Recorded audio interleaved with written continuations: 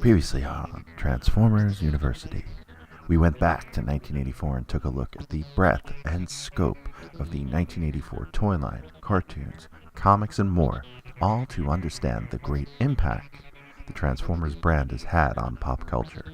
And now, we take one last look at the legacy of 1984 on Transformers University.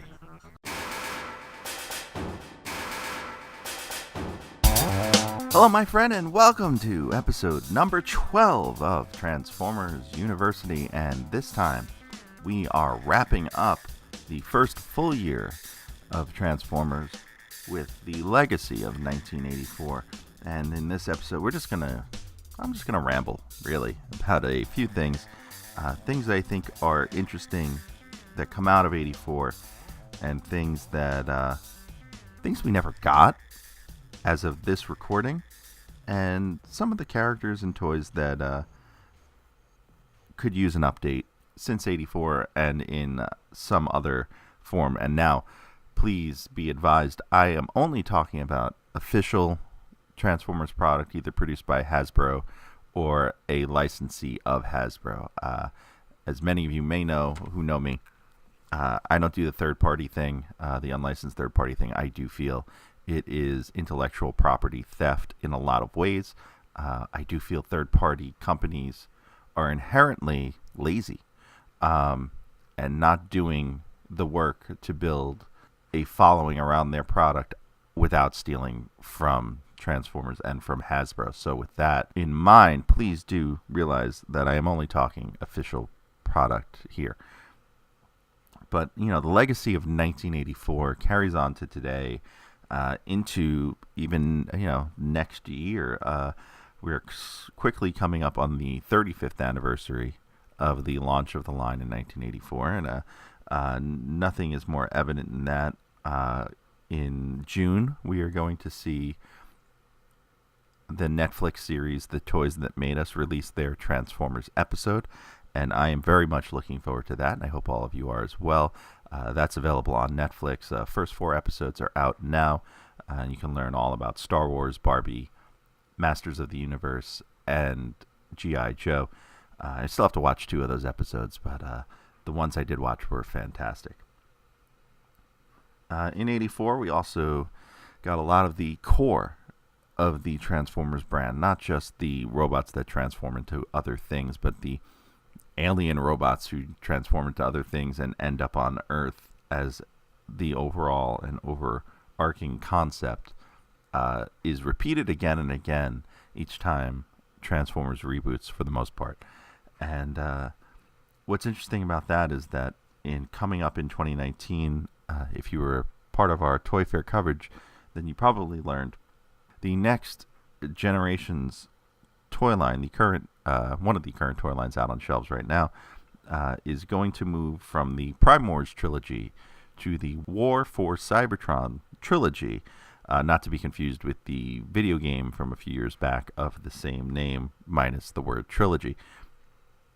And the pitch I heard, as far as that goes, is a focus back onto the time before the Autobots and Decepticons came to Earth. Now, this story was visited a handful of times throughout the Generation 1 cartoon, and most prominently in the pilot episode of More Than Meets the Eye, where they are on Cybertron and have Cybertronian alternate modes, Laserbeak, Soundwave, even though he just turns into a lamppost, Wheeljack, the Decepticon jets, which are affectionately known as the Tetrajets, and even in the comics we see with Optimus Prime's gun emplacement mode, there's certainly a look towards that, and it's going to be nice to see what they do with that in toy form. Now, I don't think the entire toy line is going to be focused around those particular characters. I think they're going to find a way to tap into some later characters and some characters that have never received toys. Now, speaking of characters that never got toys or designs that never appeared in toy form, There's a whole bunch from '84 that did not, but not many. Not many as many as other years, and certainly not as many as you will find probably when we do this episode again for 1985.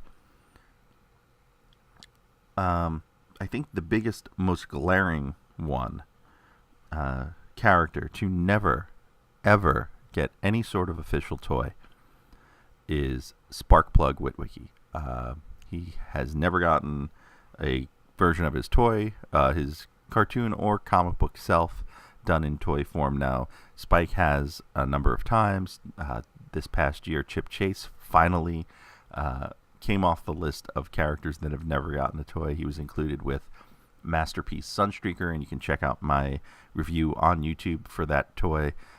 It's a fantastic toy. Unfortunately, Chip Chase was not a very good part of that toy, but honestly, it's what sold me on buying that, because we had never seen in any form a toy of Chip Chase. And for the most part, a lot of other humans have never gotten a toy. The other big glaring human missing from ever receiving a Transformers toy is Buster Witwicky. So he appears, he is the, as of this point, the other Witwicky. He is mainly in the comics, and he's never in the cartoon. He's only in the written works of the comics and coloring books and such. And him nor his friends Jesse or O's dad have ever received an action figure of some sort. And this is a place where I think Hasbro is really missing out. So they certainly have the means and the designers to do this. I think it would be neat to see as some sort of either online exclusive or as part of maybe this new HasLab situation. I know I would like to see a lot of these characters done in 3 3/4 inch scale. Certainly they would be more appealing to me than some of the other things that have been licensed out and been made into 3 3/4 inch figures. I think that is an untapped market. And, Sparkplug, you can even do a Spike at 3 3/4 inch, that G.I. Joe size. Yes, Sparkplug and Louisa, the friend of the Autobots from Fire on the Mountain, have also never gotten toys. And I know I mentioned Sparkplug earlier, but really that one needs to be hammered home. Additionally, characters that have never received official toys: Holonix Maximus, who we mentioned last episode, the hologram from Heavy Metal War. Big Red, the giant red robot in the first issue of the Transformers Marvel comic, has never received an official toy. That would be a neat one to somehow figure out how to place him into the continuity. How to place him into three-dimensional toy form. And the last one I have on my list, and if I've missed anything fairly important, give me a shout. info@tfu.info or on Twitter @tfu_info. And I put this in quotes, Skyfire. Now, Jetfire has received a number of toys. There has been a toy named Skyfire that wasn't this character. The Jetfire Skyfire relation is kind of a complex one, and we'll get into that in a few episodes when we talk about the 1985 Autobots. But there has never been really a toy that matches the on-screen model of Skyfire officially released by Hasbro, which is a shame. And you figure that's something they could do, given they certainly own that design. But Jetfire, the toy we will talk about into 1985, and it's interesting to note that a number of the 1985 toy line Jetfire, as Skyfire in the show, along with the Dinobots, the Constructicons, the Insecticons, and Shockwave, are all part of the 1985 toy line, which we will get into in future episodes. But, Jetfire has received a number of updates over the years, but there's only been 2 toys from 1984 that never received any sort of official update. And one is not so obvious. Actually, they're both not terribly obvious. So all the main cast, all the main and minor Autobots and Decepticons have all been updated to some extent in 84. But the characters not updated since 84, there are only two. Yellow Cliffjumper has not received any sort of homage down the line. Anything yellow that is that size is almost always a Bumblebee. And Bumper, the toy that was sold on Cliffjumper and Bumblebee packaging, but was neither one of them, the yellow sedan from the Microchange line. Now, it's interesting to note, too, because Bumper has become a character in the comics over the years, both for Dreamwave Productions when they did the Transformers comics for a while, and currently in the IDW Transformers universe. So it's surprising to me they haven't taken a stab at doing a Bumper figure.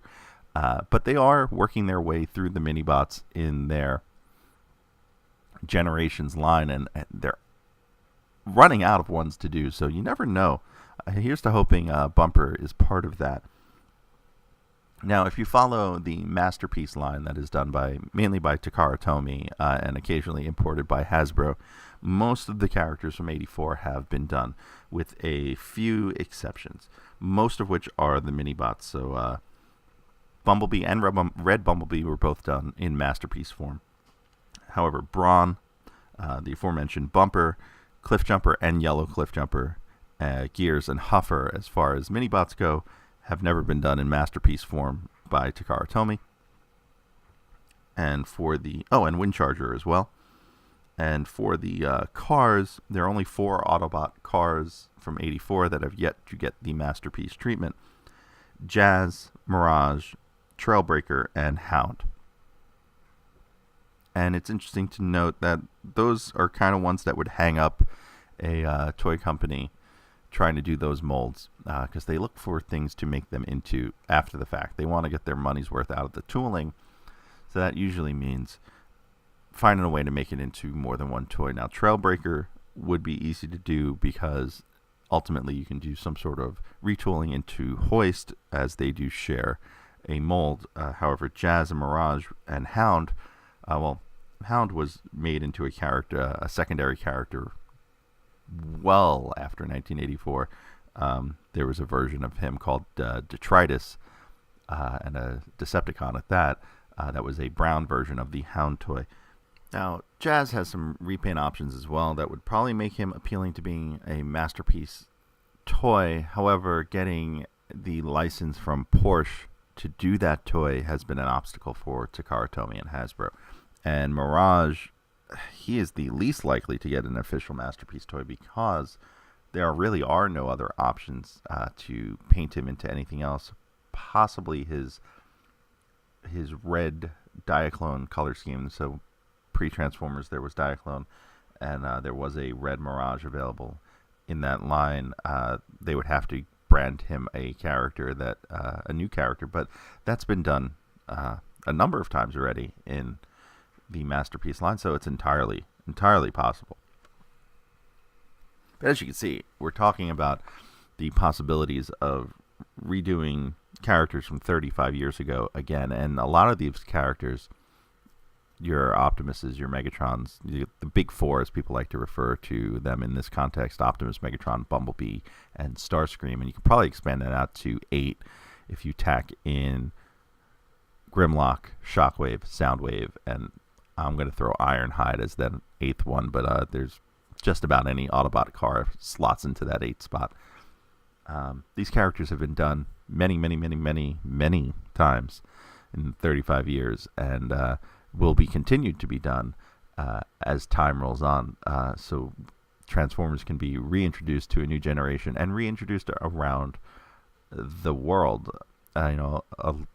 There's been a shift lately in the Transformers line to, at least in one of the Transformers lines, to go back to a very 1984 style with the toys. But, one thing to remember is not the entire world got this season of G1 in 1984.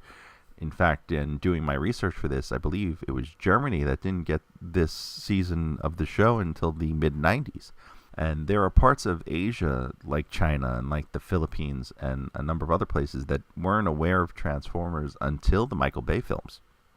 So for a lot of them, they are being exposed via the internet and other media to the G1 cartoon. So there's always a new group of kids, and there are always a new group of adults and collectors who are just learning this stuff. That's why I do this show, and hopefully you've learned something in the last 12 episodes as we continue on. So that will wrap up. We are putting a pin in 1984 for now. It's not like we're not going to revisit it, but as we move into the future, we are going back to 1985, just like Marty McFly, Doc Brown, Huey Lewis, and the News.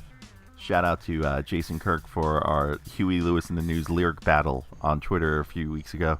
As we continue on with Transformers University. Of course, if you like the show, you know what to do. Check us out on iTunes, Google Play, Stitcher, all the rest. And please swing over to our YouTube page and subscribe. TFU.INFO is the website. YouTube.com/TFU.INFO is the YouTube channel. Hop on board because there's a lot of great video content I do in addition to this podcast and TFU News and Views, our semi-regular news podcast where I kind of ramble on just like I did here today about whatever is going on in the world of Transformers. So until next time, see ya.